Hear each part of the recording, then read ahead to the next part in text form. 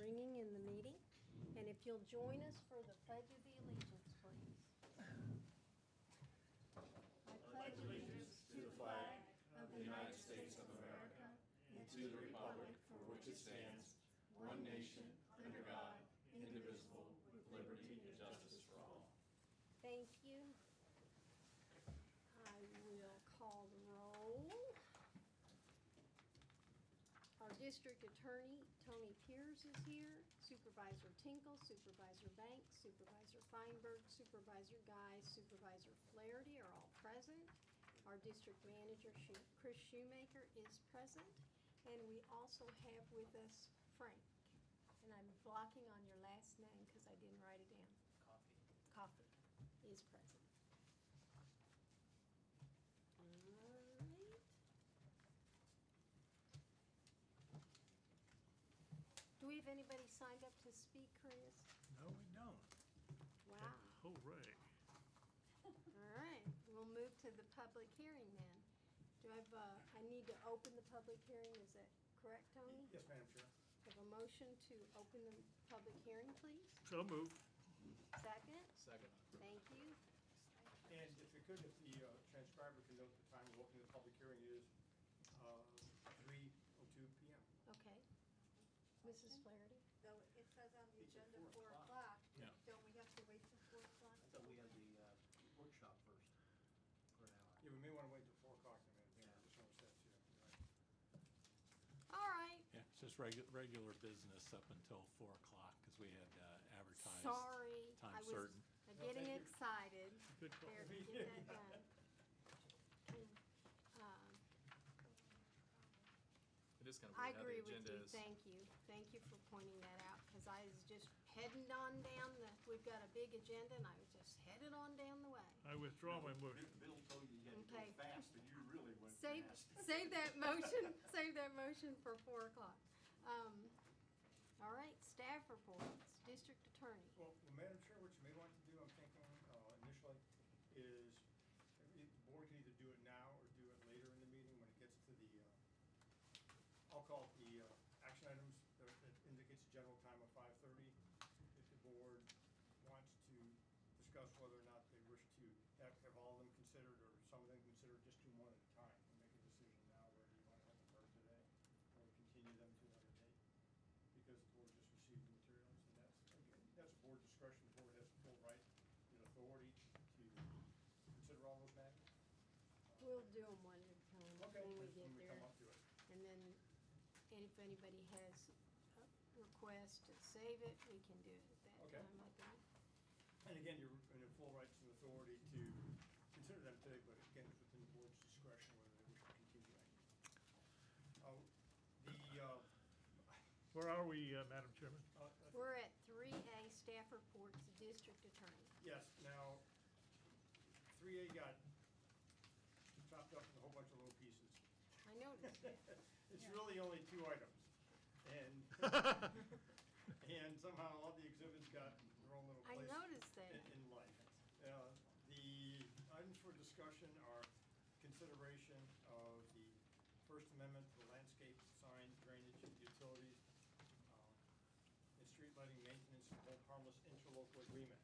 And that's the agreement that would be entered into between the district and Lee County upon Lee County acquiring East Commerce Lakes Drive, the portion of Commerce Lakes Drive owned by the district. And the materials are, hopefully you're able to read the red line aspect of the materials that reflect the changes that were made in the draft. And staff is recommending approval and authorizing the chairman to execute and forward on to the Lee County the approval of the First Amendment to the landscape, sign, drainage, utilities, and street lighting maintenance and hold harmless interlocal agreement. And the board, subject to any changes the board may have at this time. Okay. And Chris, any initiative, Chris, or Frank, Yep. any other issues? Any Chris? Pardon? Never mind. I said, any Chris? I was just gonna make sure that our engineer approves any issues. Okay. For the record, Danny Nelson, Tetra Tech. No, we've reviewed this, so we're good. Mrs. Flaherty? Yes,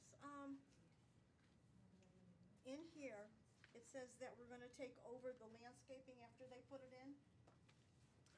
Okay, however, in our October 17th meeting, it says that they were gonna take care of the landscaping on the roundabout. That's what we voted. Initial installment, I think, but does Yeah. it No, say, it doesn't. it says ongoing maintenance? It says that, it, Because our contract there says the opposite, yeah, well, unless this changed it. I can't it says believe here that Mr. Tinkle moved, seconded by Mr. Banks, to approve the landscaping to be done in accordance with the county standards. So if they're doing it according to their standards, then they must have to take care of it. No, That's no. the installation. Yeah, I think it's the installation. That's the way I understood it. That's the way I understood it also. Saying, If I they And are then, accepting and it, then I would be we for it. take it over, and if we wanna make it, beef it up, and put more in there, we can. That's, We do that. See, that's not how I Danny, understood it. well, you got up and got down faster, I can believe. But he's still here, that's the word. Yes, sir. I just want to confirm that the drainage issue up to the FBI building, has that been resolved in their plans?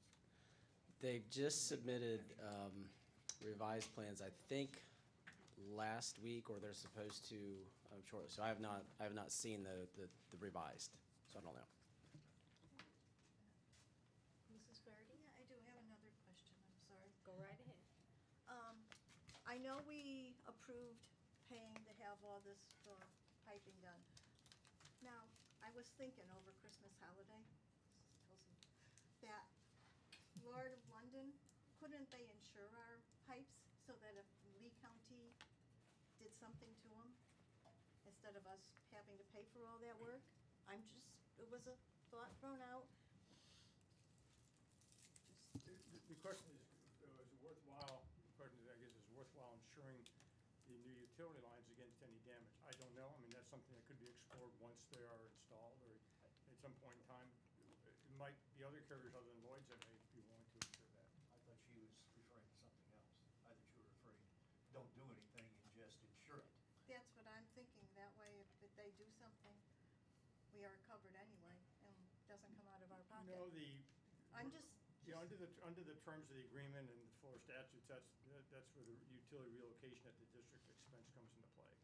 okay, I just figured I'd ask. No harm in asking. That was a good question. Any other comments on this? Do we have a motion to approve it? And that would be for the record for the First Amendment to the landscape sign, drainage, utilities, and street lighting, maintenance, and hold harmless interlocal agreement. So moved. Okay. Have a motion, do I have a second? Second. Okay, all in favor? Aye. Aye. Any opposed? All right. Thank you. That one's done. The next one is the proposed joint project agreement, and hopefully we have captured all the concerns and comments by the board with regards to the joint project agreement. Is that number 4? That is still in 3. Oh, 3 as far as which part of, it's, yes, 3 little IV. Yes. Wanted to make sure I was moving to the Yes. correct one. And I think from the board's concerns, hopefully we addressed them in paragraph 3. We talked about that the county, in coordination with the district's authorized project representative, will provide the necessary engineering supervision to ensure construction of the roundabout and the district's utility work is in compliance with the utility plans and specifications. And also in paragraph 5 clarified some other aspects about the county incorporating the district's utility plans and works into their project. And in addition, not just standard size sheets, but also in electronic format. And then those are some other kind of changes. I think Danny and Chris all these changes were acceptable to you as staff. Yes. Staff is recommending approval by the board and authorization for the chair, for it to be transmitted to the county, and authorization for the chair to sign in substantially final form, because I don't know if the county may tweak a couple of words here and there. Yes, ma'am. the streetlights, they're doing the streetlights, aren't they maintaining those streetlights? The street light, it's under the other agreement, that's what. Yeah, oh, well, I saw it in this one too. Yeah. I thought the streetlights they were maintaining, that's why we had them do it, so that they would maintain it. I think what we did was we authorized them to use their design standard instead of ours more expensive because we were looking at a huge cost to duplicate the current standards we've got. And I thought that if one got knocked down, that they would replace it, we wouldn't have to. Under the landscaping Landscape. signage drainage agreement, which would be utilized in this instance, the same applies, it's the same, so if the street light gets knocked down, there are district street lights and we would have to replace them. Cheaper for us. That stays the same. They're just paying for the installation, but once they're installed, they become ours. Okay. Motion to approve the JPA. Okay, I've got a motion to approve the joint project agreement for the construction of a roundabout at Gateway Boulevard and Commerce Lakes Drive. Do I have a second? I'll second. Okay, I have a motion and a second. Any further discussion? All in favor? Aye. Any opposed? No. Aye. No, I Okay, oppose. 3-2, motion passes.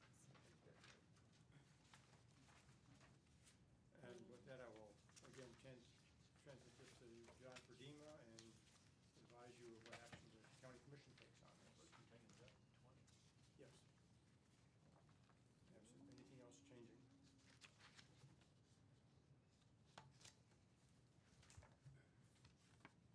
And was that the only two things that we needed to? Well, not in here, but in the book are the revised drafts of the meeting protocol and the rules of procedure. I think they're in the book, but not listed in the agenda. Yes. Ah, yes, there they They're are. they begin at page 92. About 90 or 92. That this, Since these are not on the agenda, should we, But they're in the book. yeah, But they're in they're the not book, but referenced they're even. not referenced in the agenda. So it may be that we should bring these back to the next meeting. The board could, or the board could discuss today some further guidance, just in a general consensus without taking formal action. Okay, question. go ahead. I just want to verify that the notes and the discussion that we had the last time is what has been incorporated into this document. I correct? tried to incorporate it. That's what I thought. That, Okay. that was the intent. If I missed anything, I just got this at the last second, so I'd like to, if you can, defer, because I want to check and make sure that all the notes I had were covered across. Oh, But, okay. And that, then we won't have any problem, because it wasn't, I didn't see it on that agenda either. Yeah, I mean, there's a category beginning of the meeting, but I don't think it quite captures everything, and it's not in the place in the book as indicated under 1A. It's called Overview of Meeting Procedures and Decorum, and I think that's typically when the board advises people to sign up to speak. So I think it's, the better course of action is to continue. And did, We can put it on the next yes. agenda. I'll get the book. Did you all get the meeting, I have a handout on meeting exemptions. I think the board wanted a listing of that. I must have missed that. Let me see if I, Yes. Was that your email? yeah, I think I sent, This no, is- that was separate. Yes, it was an email. It started off with a Hey, memorandum of December 30th with a bunch of attachments, statutes attached. I believe I sent that out on the 30th, 31st. It was quite lengthy. I'll give you this copy if you want. You can or look for it. And again, that was the board had asked for, what are the various exemptions to the open meetings requirements? And so this is just a short summary.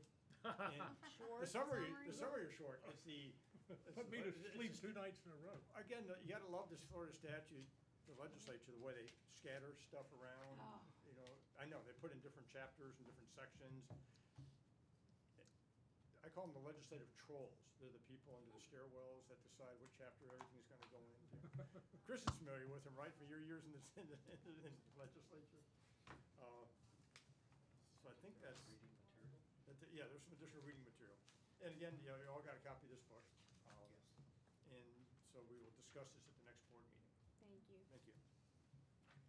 Now, will we do that in a workshop, or will we do that in the regular meeting? I'd say we can do it in the regular meeting. It won't be the public hearing on it. It'll be the regular meeting. Then I would go forward and advertise that we're in the rule amendment process to start that ball rolling. And then after that, the next board meeting have possibly a workshop on the second, the balance of the rules. I was gonna say, there's much more. That's correct. So that, you know, shoot for February, March on that so that we can Yeah, wrap it we're up. just in the getting spring. started. Yep, yes, we are. Thank you, and I appreciate all the good input from the staff, from the board. Again, if I missed anything, please let me know at the next board meeting or in advance. Feel free to contact me. You, Kevin. Nine.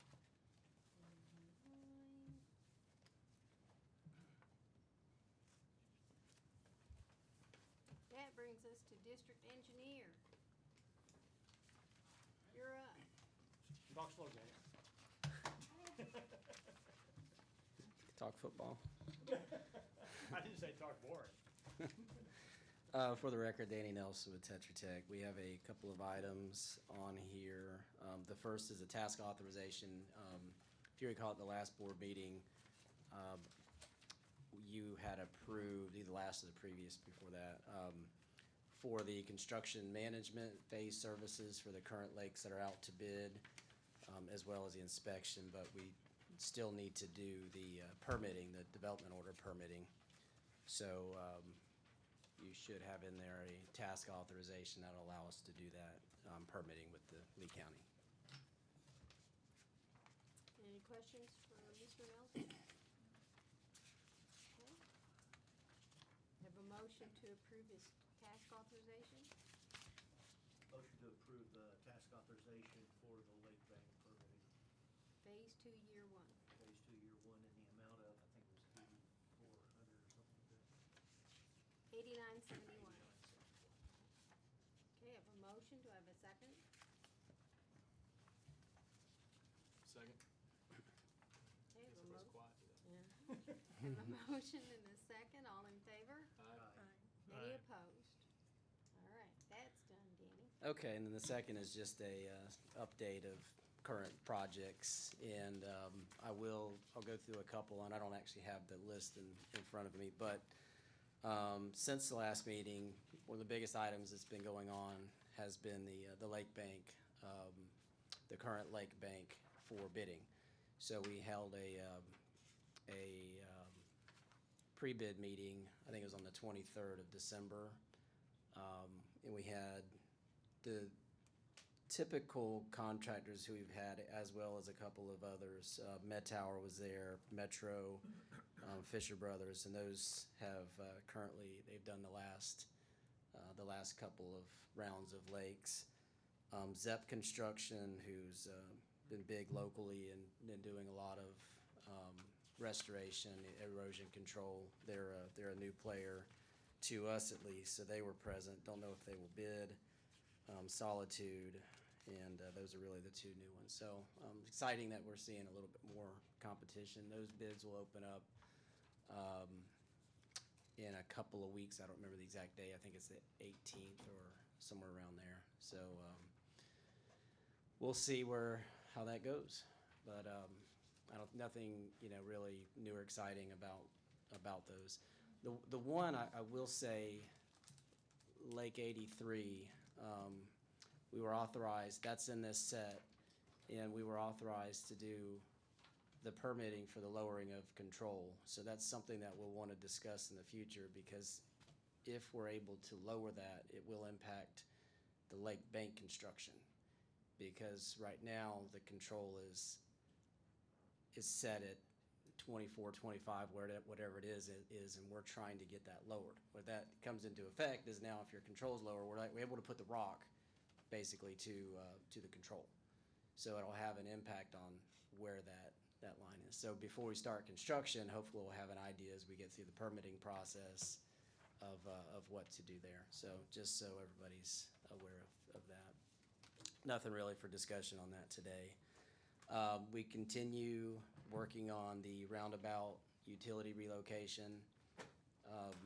The county is continuing on theirs as well. They've gone through the most recent design modifications, so we're working to get ours completed to include within their bid package. So I don't think anything. Go ahead. Danny, I've got just people all over the place asking me about this project. Is the county ever going to put it out to what this looks like? When I've shown people the plans that we have, I mean, it was like, they weren't happy. We can ask. I mean, typically, I'm wondering if they just keep it quiet so that they don't have a bomb go off before they start digging. I don't design roundabouts for a living, but there's software that's used to basically develop what it will look like, and that's used on, in my experience, that's a pretty common tool to use as part of your design. So we can certainly ask if they have any renderings or anything that have been developed. Well, I was just talking about getting it out to the public, and I bring up, if you go down to the back way to, what's that? Coconut Point. Coconut Point, they have that roundabout, very similar to ours in that, They don't have any traffic down there, you know. no, but that is a point. But my point was, it's two-lane roads coming together at Yes. a 90. Yeah. And you don't see this wiggly waggly stuff in front of that. It almost looks like a design that you're trying to put 100,000 people in a 50,000 seat stadium. And that's why they're doing this. Yes. I'm just wondering if they're hesitating in putting that picture in any of the papers or having any articles on it because of the hell they're gonna catch for it. Well, I probably wouldn't use the Coconut Point as a good example. That the signage and striping for that is actually being modified. It's not correct per standards. No kidding. Tell me it's not the same engineer. Well, I will tell you, it's not accurate because they the Village of Estero hired us to actually do the redesign for the striping and signage. But that's so I don't know. All I know is that it's a fairly easy process to go through, and I imagine that they have. I don't know what they have as far as output that's available for the public. We're 3 months, 90 days away from construction. I would think that they would be putting pictures somewhere of what this looks like for the public to see. Yeah, I I've don't. seen it. I don't know what's available, but we can ask. Outside of that, I know one of the items is the Phase 1, Year 1 lakes. We're still waiting for the county on their DO You review. knew I was gonna ask that question. Yeah, we're still waiting. We've contacted and we're still waiting. I don't know, but The Lake 83 control lowering, have you gotten the authorization on that? yes. I wanted to make sure, because this still said you were awaiting authorization, so I wanted to make sure that you got that. Yeah, I believe that one we've got. Last time I was over. Now, Yeah. Madam Yeah. Chairman, yes, sir. authorization from whom? The city and/or, From this South. board for them to do it. oh, yeah, you This- got that, but I was thinking about the authorization from the county and/or South Florida Water Management. You're saying. No, that's yes the to process those? we're going through to try to get that. So there's a process we've got to go through to demonstrate. We've got to do modeling, we've got to do a design, and then we've got to Okay, the submit it answer to is them. no, then. You haven't The done answer it. is no, and that's months out. That's 2-3 months out. So we'll have to make a decision at some point on what to do with the lake bank itself. Do we keep it at the current control and then deal with it later on adding more rock, lowering it, whatever we do there? It's just something we need to keep in our brains. Well, 4-to-1 slope, we gotta watch that because you're talking about 4 feet, Mhm. 1 foot. That's 4 foot of stone. That's a lot of money. It's, That would be unnecessary. yeah, The other one has the hydraulic study been submitted to South Florida for any advance reviews? Have we heard anything back from them? for the lowering of No, 83? just turning it in for what they know was coming next that we're going to ask them. No, Okay, we, you haven't got that. no, we've not. And we will have, actually, after we gave our presentation on the modeling effort, board had asked us for a task authorization to do permitting associated with modifying the weirs so they're adjustable. So we'll actually bring that back. I think at the next meeting, we'll try to bring that back. And the other one that was discussed at the previous meeting was the construction inspection services for the roundabout utilities portion. So we'll bring that back as well to the board. Surprise we got is with that 7 inches of rain we had in December, for as long as I can remember, the last 15, 16 years, that's the first time we've had water discharge over the weirs. Weirs 4 and 5 had discharge over for about a week, week and a half. They stopped yesterday, but that was spooky. It was down a good 12 inches, and with that rain, it came up fast. Wow. Really fast. Um, Which does not help us on the construction market. Any other we can talk questions? football now. Any Madam other Chairman? questions for Just, Dick? something I forgot to mention, if I could, between Sure. the engineer and manager might be a good time. I just handed out to the board, not for discussion or consideration today, just some information from the City of Fort Myers website on their East Water Storage Tank and Pump Station project. And the question might be, why is the district interested in that? It is because two of the sites that the city is now looking at for the water tank are west of I-75, south of our Area 9, and part of their program would be indicates acquiring the 50-foot, or the parcel where the 50-foot easement issue is, as well as building a road east-west. Let them in a have the whole darn thing. Pardon? I said, let them have the whole No, thing. and so I think, I've reached out briefly to Nicole Monahan, the city engineer, and Chris has had some, I guess, indirect conversations with her.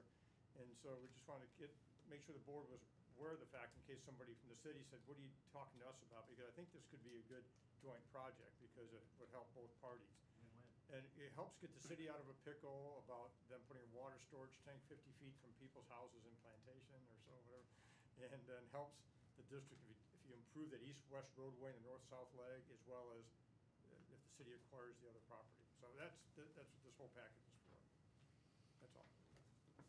I thought, good opportunity to work nicely with the city of Fort Myers for a change. Yeah. Question, Marty, on that? Or comment Certainly, on go that? right ahead. Don't we own up there where it goes past the long, narrow spillway where we've got to clean out, back to the right? Chris, don't we own back in there also, that little piece that's right along the interstate that's Yes. out? I think we own it. Yes. That would even Just be, make that alternative E and put it up there, then that means we don't have to build hardly any road That might to be- get back there. Yeah. A dialogue would be interesting and Take helpful. it clear up there and tell them option E of putting it up there, because that land is, to us, is worthless. Isn't gonna do us any good. Less than worthless. Less than worthless. I'll be glad to offer it to them. Yeah, to me, that would be a great place for it. Thank you, Madam Chairman. That's all. And I'll just leave extra copies. He's Any sure, other he's sure in questions? charge of something for us. Lunch. Any other questions for our district engineer? Thank you, Danny. If y'all don't need me, I'm gonna leave. I was just looking, I don't think there's anything on here that, Bye-bye. Public hearing. public hearing, yes. Public hearing in the SRF loan application. You have to wait till 4:00. All right. District management report, district manager. Well, good afternoon. I'll go through these items quickly, and then we'll move to, Kenny has some significant items on utilities. We also had a couple significant items coming up with Parks and Rec, and modular building is on schedule. It's supposed to be here January 13th.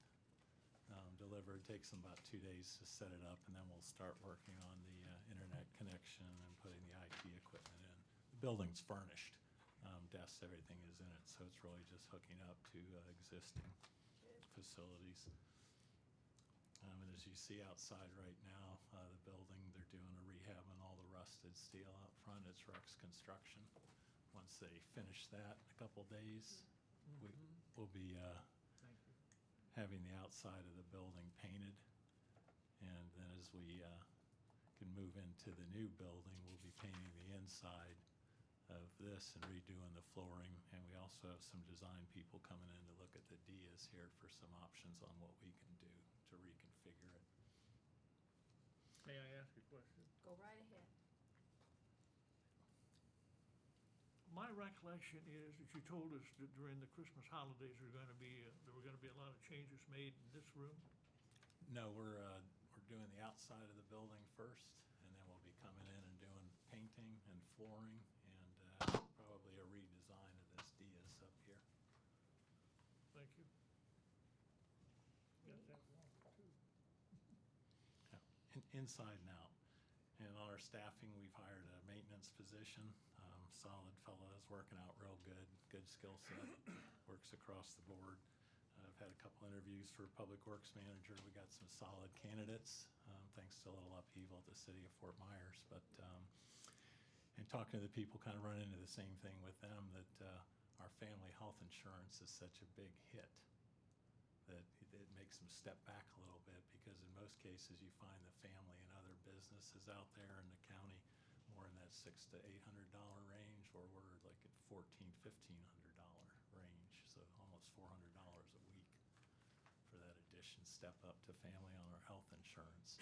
And we're looking at bringing a proposal to the board to have a benefits analyst come in and look at how we are compared to other businesses, private and public sector in the area, and whether the board may want to make any changes to that benefits package in any sections of it for the next budget year. And, just going by the numbers, our salary range for a public works manager is 68 to 78,000, and the two people that I've talked to, because of that health insurance, other things, are basically would work, but they want 75, which is all, bumping toward the top of our range. Very skilled people, very confident. So, and have this year's district manager evaluations I distributed, and they'll be returned to Frank, and he'll summarize them and bring them to the board. What, And it's, what do you they're want these things? 23rd, I think. Is that right? I didn't open it up. Yeah, they're the same forms that We messed up last provided year. provided by Joe DeCervo. Yeah, what was we had a Is that what's mess in here? last year on that, I remember that. What was the methodology of rating, we got that squared away to where, I think half did it one way and the other half did it another way. Yeah, it should be pretty self-explanatory on there. We have any issues, but you come up with a cumulative score across the board with it. And then there was a section where there were a lot of comments made by the reviewers, where that section was really for comments, because typically the reviewer would sit down with the district manager and go over their review, and then there would be some back and forth comments that you make. Yes, exactly. Want to waste time, I can waste a little bit with Chris' questions. Go ahead. Go ahead. You had sent me earlier this week, and I didn't see it on here, on the agenda, this issue of Arborwood and Bridgetown. Right. And the 4 48-inch pipes that were designed, which I'm reading as was anticipated to maybe avoid the mess at, what is that, Plaza? Pond? Plaza, yeah. The Pond 33, 38, whichever one of those two. How'd that happen? How did we not get, since we were involved in that, how did we get bypassed? Did Johnson or RWA pull that stuff off? That's a good question. We got some ancillary correspondence about it, but I'd have to look back historically when that was permitted, and whether we reviewed it or had knowledge of it, or. If you do the math, I think it was 46.5 or something like that, CFS, 148-inch pipe, just don't get it. I don't understand what they were, how does South Florida even approve it? And I know you were talking about bringing that water and that extra flow through a dedicated conveyance or a pipe and, into the flowway, but due to the size it'd have to be, it was left off the table. Well, they started with 2 box culverts and then went to the 4 48-inch pipes and then went to 148. I could understand going from 4 to 3, or maybe even 4 to 2, but 4 to 1, something fishy. Well, I'd be happy to pull the staff reports on that with the engineering analysis to see exactly how they justified it, but it was permitted. So, did you have anything else, or should we move on to utilities? We can move on to utilities. Hi, Kenny. Happy New Year. Happy New Year. Good afternoon, Kenny Hall, Utility Manager. We want to just start off real quickly. I've got pictures for y'all this time. We did, I believe it was December, we did a major sewer manholes that we had in Daniels Preserve that our maintenance crews have found. And I just wanted to just show you real quickly here what we were looking at, what we found, and versus what we did to repair them. This is the main manhole where the force main is coming into the sanitary sewer, and as you can see, it is really eating up. Now, that looks a lot worse. A lot of what you're seeing there is the old liner that got lifted up. When we really thought about it, we kind of came to the conclusion that a lot of this happened with the sewer force main break in July, and the system was filled up almost to capacity, and this really got in here and really did the final stab in the heart with this one. And say that I opened that up and looked at that, and it was that's a real eye opener. That's where the sewer force main enters the manhole. That is where the sewer force main in the back of All the Daniels Preserve. H2S is released. Yes, sir. Yes. Say when I brought them, when they brought the contractors out here and they saw that, I was in a panic, and they've kind of, well, we see worse than that. There's another one of the more significant ones where the liner was completely eaten away, totally. We're down to bare concrete on this one, and much of the same. That's the worst That one was our right there. standard liner Yes. that this happened to? Yes. Oh, So we came in, and they go in and they completely rehab this, meaning they go in there and sand and re-stucco, and that is the result. It is a brand-new manhole almost. They went in, re-stuccoed, sanded it, re-stuccoed it again, put a Raven coating liner, which is the same coating we do on our lift stations. And that's generally what it will look like after they're done. All three of them, those are the worst. We did 6 this time. These were the worst of the 3. And there again, we have completely redone that. One of the things that we found on this one is that we're going to kind of increase this on the budget for next year. We're going to increase it. We had to shovel money from one fund into the other. We had 15,000 budgeted. We have 6 more in Daniels Preserve that are going to go next year. They're in varying degrees, not nearly as bad as that, but they're going to need to be rehabbed completely. what size of force main was that going in? 8 inch, 8 inch, 8 inch right into And it. It was not a drop force main? No, It was right straight into flow it, through right the into gravity it. system. Yep. Wow. Yep. And Kenny, could you just speak to a couple items, because when you look to this and the amount of work the contractor has to do, but they don't just come in and do this work, it takes a significant amount of involvement on the staff, coordinating with the HOA, coordinating with the neighbors, All that time. traffic control, staffers dedicated on top of the contractor being out there.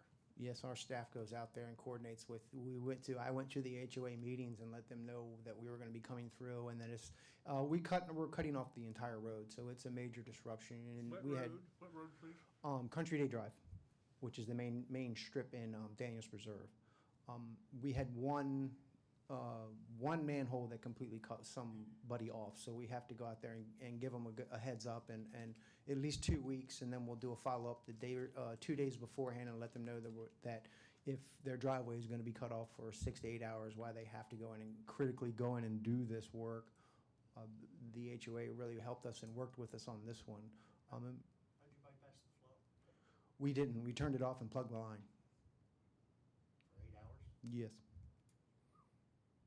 And they say that lift station is a lower flow lift station. The Daniels Preserve station that's in the back of that community it's kind of like the Magnolia Lakes one. It just services that community right there. Was the stuff septic in there? No, it would take probably about 24 to 48 hours before you really get into any of the septic issues. And that was that one on the Daniels Preserve with those manholes. But again, on the '21 budget, we're gonna look to increase that manhole fund a little bit more. I didn't hear you say a number, maybe missed it. What's the price per manhole fix? I believe it was 2,600, it was $17,340 total to do. Three manholes? Six. Six. Six. Those three I just wanted to show were the worst of the, or worst of the lot. Yes, Cost of a brand new manhole? yes. And say, moving on, Stony Brook Master Station, I just want to cover this one real fast. Stony Brook Master Station was the biggest project of the year. For last year, it is completely done. Everything, as far as what we wanted to get done, has been done. We finished the last of the major, we had a hydraulic cement to do a job in there that we saved for last. That is completely done, so we are pretty much good to go on the Stony Brook side of that master station. And what happened to us in that rain and then in the Hurricane Irma event, we've pretty much corrected all the things that we needed to correct in that, in regards to that, the two lift stations in there that we wanted to do. And then I just wanted to touch on some of the maintenance goals for 2019. Our biggest one was emergency operations, and it's going to be the same for 2020, our emergency operations, and training up our staff. We have, with our electrician, we have rehabbed our generators and redone our emergency plan so that all of our field operators at any time can come in by themselves with the generators, pick them up, take them out to a station and hook them up. Since we've hired an electrician, we've been able to really integrate the generator, the fixed generator, and the emergency bypass pumps that we're buying every year. We're buying one fixed and one pull behind. So what we have, and I just had some pictures I just wanted to show you, just kind of give you a kind of a concept. This is the Stony Brook Master Station bypass pump. We're going to be installing these one a year until 2021 when we have our fourth pull behind. So we'll be going to two a year. This is basically what they look like, just to kind of give you an idea. These are what I believe are to be superior than the fixed generators, because the generators are just, it's incumbent on those generators for the panels or the pumps or anything that goes wrong with that. The generator's useless. What we have with these bypass pumps is it completely bypasses everything. They are far superior in that respect. They do have issues with them, but they are far superior than the generators. And this one is our pull-behind generator. And if you look off to the left of that stainless steel, you'll see that panel there with the wire hanging out of it. Our electrician builds these, fabricates these, puts them in service, and we run them now. One of the biggest things from Irma, one of the lessons that we learned, that a lot of the utilities around here learned, was that you could have 500 lift stations and 500 generators, but if you don't have anybody there to knows how to use them, how to run them, it does you no good. Our electrician with our operations staff, we have modified these to make it as simple and as safe as possible, so that any one of our field operators can come in at any time, night, day, rain. When it happens and when we need these things hooked up, it's going to be raining, storming, there's something bad is going to be happening. So we kind of train under those conditions. We've tied, salaries even into this, where they should have to come in at 10, 11 o'clock at night with the electrician, take them out into the field and hook them up safely and run these stations, because that's when you're going to need them. And before, where these were just fixed, they would just sit there and run. We've got them dialed in now that they'll turn on, turn off, which is just a huge, huge savings for us, because the diesel fuel in an emergency, especially in a hurricane, those first 4 or 5 days, we're on our own. So what we have, that's what we have until we can get backup in here. So we've modified these to run on and off. They will turn on, they will turn off. Before, you turn them on and they would just run. The station will come on and it will pump it down, but this generator will keep running. We've solved that problem. So what we have is our super efficient generators, and these are the Thompson bypass pumps. These are the pull behinds. We projected 4 of these for each year. We buy one. In the end, we're looking to have 4 pull behind Thompson bypass pumps, 4 pull behind generators, and then we're going to start adding the Thompson bypass, the fixed ones, to the master lift stations. So these ones here are another modification we had last year. We went through and we put quick connects in every single one of our lift stations. So we've turned this into a 2 to 3 man operation into a 1 man operation. So pretty much anybody can come in, hook these bypass pumps up, and run them without any issue at all. And we've gone to great lengths, and we practice with them. I like to get them out at least once, sometimes twice a week, where we have the field people take them out, run them, exercise them, try to think of scary things that will happen to us and what we're going to do when it happens. Try to just to prepare the staff as much as I can as a part of the lessons learned from Irma and from that rain event. We are in a really good position emergency operations wise, from my standpoint. And just on a general maintenance, our logs, we're going community by community. All the field operators go into one community and we just sweep it. We look for every little detail that we can find. We go over the manholes, the force mains, the valves, the meter boxes, lids. I mean, whatever's in the utility, we go over it. We log it. If there's any problems, we fix it or we schedule it to be repaired. Lift station maintenance, sanitary sewer, all of that. Another thing that we really need to start looking at is fuel capacity. As we add these generators, as we add these bypass pumps, as we add these pull behinds, we have a very limited supply of diesel fuel.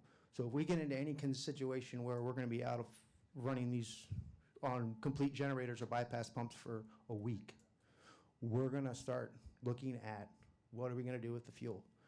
We have a 500-gallon fuel tank, and we have a means to deliver it to the pumps that are in the field. We have 2 fixed generators, one here, one in Pelican Preserve, and then we have our Thompson bypass pump, which is in Stony Brook. By the end of this year, we'll have another one at Station B9, which is in front of Silver Lake. So we'll have 4 fixed and a means to deliver fuel to it. As we go forward and we hit 2022, we're going to start putting 2 generator pumps, if the board approved, into the field until all of our master lift stations have a Thompson pump in them. And then we're really going to have we're going to need a lot of fuel and a means to deliver it and the people that know how to do it. So that is something that we're really going to start looking at for going forward. And lastly, I talk about the irrigation, and I really want to bring, I don't know where that, illustrate a point to you all. Yep, there it is. Okay.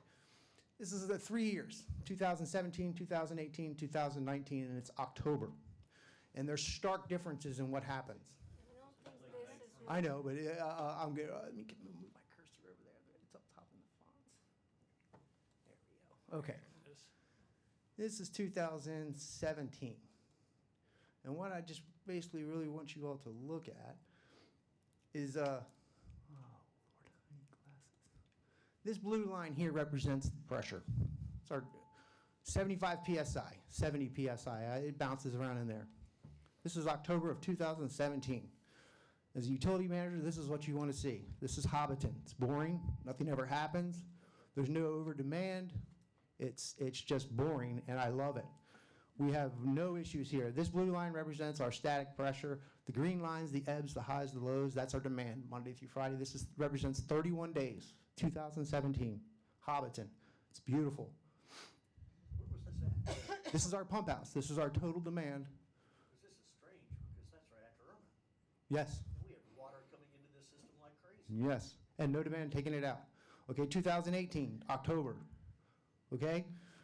For 2017, out of the 31 days in 2017, we did not have one day over 5,000 gallons, not one.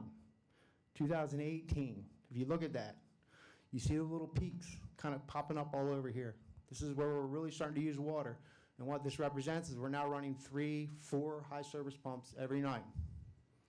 We've got, in 2018, 11 out of 31 days, we are going over that limit, meaning we're pumping out. And the electric bill shows it, the overall electric bill, okay? Did you say 5,000 gallon a minute 5,000 gallons per minute. going into the wastewater treatment plant? No, going out the door, to your front lawns. Oh, you mean irrigation? Yes, this is all irrigation. This is the demand. And you can see it, there's 11 days here where we're poking over this, okay? 2019, it's crazy town. 25 days out of 31 days, we're breaching that. So what I'm illustrating here is that we have got a very high demand, and this is not going anywhere else but up. and we're getting to the point, or we're already at that point, especially on these high days where you see the spikes, real high spikes coming up here. This is 7,000, 7,500. Sometimes we're hitting 8,000 gallons per minute, meaning if anything goes wrong with any one of those pumps, any one of those VFDs, anything, we will not be able to meet demand. What will have to happen is we'd have to go into an emergency standing, meaning we'd have to go out into the field and start valving things off. And a lot of this watering and this is October. This is October 2019. We did more water, we pushed out almost more water in October than we did in April, which is just phenomenal. We have 84 million gallons of water we can put out of the sandstone, and we are starting to really get close to that number. And as when I took you out, Mr. Guys, is Prado and Pelican Reserve are those communities that are on our utility system come online, and there's everybody is there, everybody's watering. This is going to get bigger and bigger and bigger and bigger. It's just our demand has just skyrocketed. Conservation-wise, we can do conservation-wise, but as you can see, there's almost 6 days of watering, where we have one non-watering day where you can see it. Of the 25 days out of 31, all of those days that did not breach that number was Friday. You could plot the rainfall on here, you just line right up. That is October. I mean, October is not a busy demand month, and we just went nuts through that. So that's basically where we're going with this whole thing here. Hey, Kenny, can you explain, when I look at the pressure and you see there's one flat line where it standardizes, Mhm. and you still have, I think, a good amount of output over 5,000. Mhm. What's the reason for that? Why do you have a lot of variation in the first three quadrants? It's up and down, and then when you get to the fourth, it's 10. What is it? I don't know what it is. Little movement in that. And then it kind of stabilizes, then it drops back down. You're talking on the blue line. The blue line. Yeah, your what that pressure. is, here, I can show you even a better example of that. If you look at 2017, that line's dead straight. Right, yeah. What that it represents is me or the district going in and we're doing low flow. This is what, when you see this drop, it drops at 10 a.m. in the morning. The pressure drops completely. I drop it down from 75 to 50, meaning because there's no demand. Nobody's really watering. You might have, maybe 20 people watering during the day. So there's no reason for us to try to maintain that 75 PSI when there's no demand. So what we use we utilize our jockey pump, and we drop the pressure down, and the jockey pump can handle that. The big 150 horsepower high service pumps are not designed to run with they're thoroughbreds. They're designed to run. Go and just pump as much water as they possibly can out when they're doing with that jockey pump. And what we're running into is that problem where we would have, they're turning on, they're turning off, they're turning on, they're turning off, because there's no demand. It's zero. So what we do is we drop it down to 55 PSI because there's no demand, and then just let the jockey pump handle it. And then when it comes back up at 5:30 p.m., it goes back up to 75 because then we start seeing more demand start to pop up. But that's what you're seeing there is that low flow. It's really apparent on this one here. So when you see those the dips, that's us going into what's low flow mode, which we're running in at about 55 PSI. It's a significant savings, and that jockey pump that we installed can handle that. It can go down to those low flows and maintain the pressure. And looking at this demand on 2019, do we have a lot of people that are overwatering? Yes, yes. I mean, Yes. just the difference in the Yes. years, 2019 looks crazy. Yes. And then there again, we went to all the master meter communities, a lot of the bigger master meter communities, and shifted their days of watering to get them off of that. And as what you see now is the highest demand we have now, the highest day is Thursday, which is where we shifted all of the master meter communities, or where you'll find the highest spikes are on Thursday. Can you go back to 17 real quick at this one? I think I see what you're talking about. You talking about that fourth quadrant again? Yeah. Kitty, I think the issue is on that fourth quadrant. Why, I don't think it was this one, it's the one before. Go to the drawing before, sketch before. No, next one up. 2019. there you go. You leave those first three quadrants, and you've got the pressure drop, which you would expect to line up with the flow drop down below, okay? Mm-hmm. But in that fourth quadrant, it Oh, doesn't. okay. Why is that fourth quadrant minimal pressure drop, and then in the fifth quadrant, it returns back? We went out of low flow mode.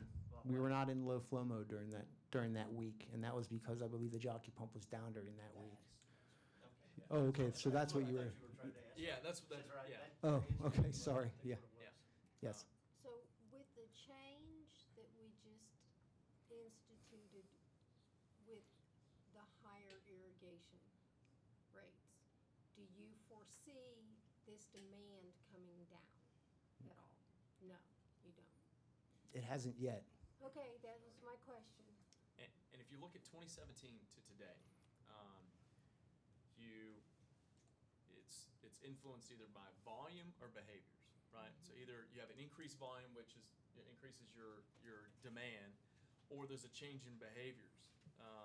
So would you say that the difference between 2017 and 2019 is that more demand driven? Demand. Oh, yeah, it's So definitely it's demand. volume based. So people are still watering the same way they were in 2017, but there's just more volume now that we struggle with And, meeting the and, demand.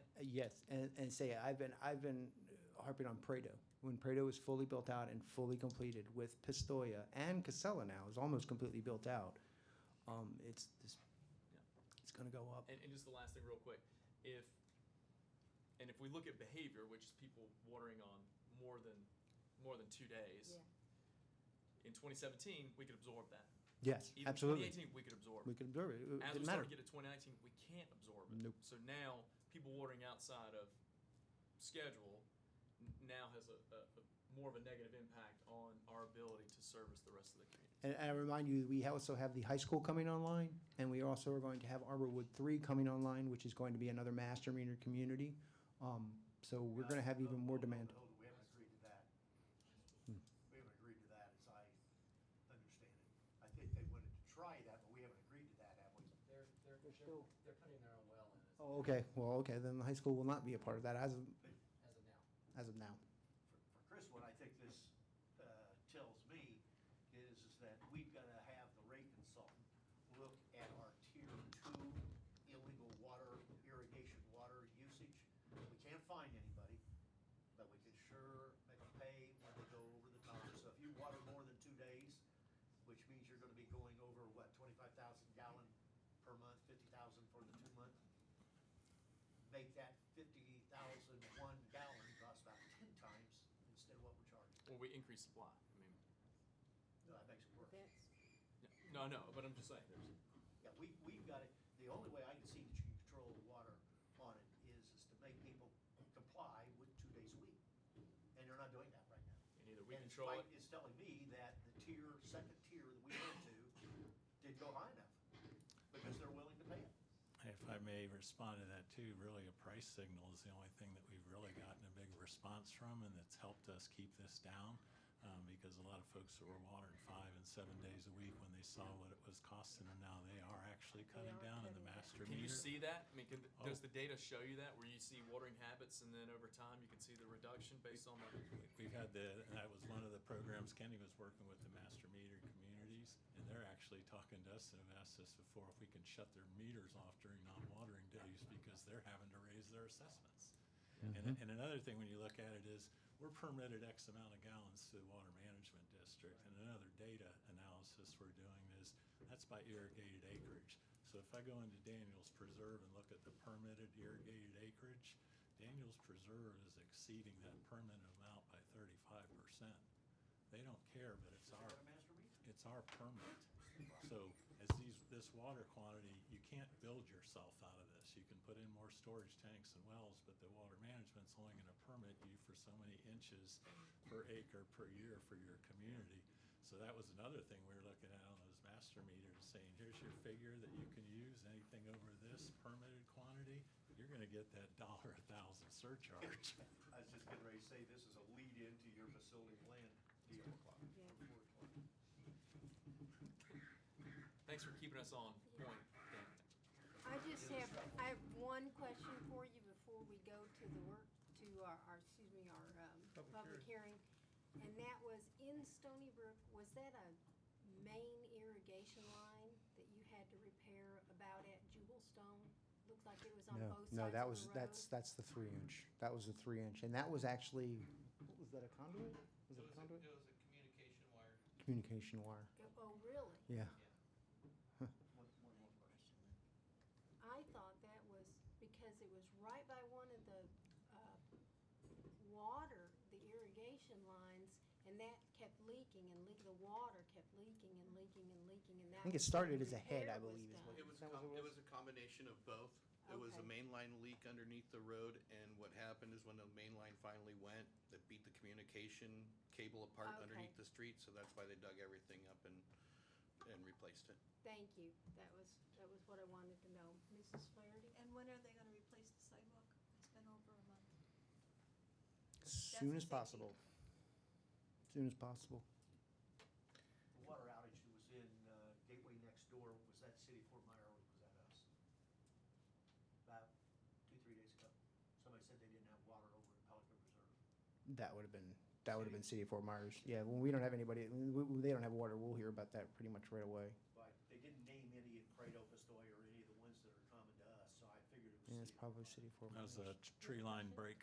It was a tree line break, Yeah, oh, okay. I'd like to take a break. I just have one last comment. and then we- Go ahead. So Kenny, I know that when we look at all the work that utilities have done in updating lift stations and what's our total lift station count again? 27. 27. So we still have a ways to go in order to rehab everything, and it's a cyclical process, Mhm. right? And with the portable generators and portable pumps and everything else we have, the one thing that I just want to be aware of is the cost benefit. You know, we're spending a lot on these portable units while we're rehabbing and, you know, going through and updating existing lift stations.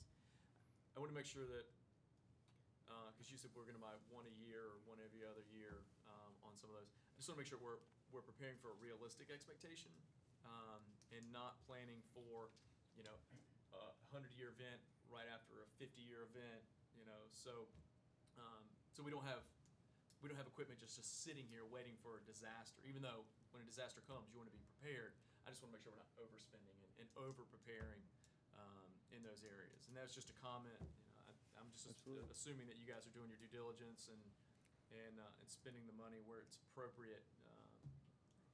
Yeah, so that's all I have. Anything else?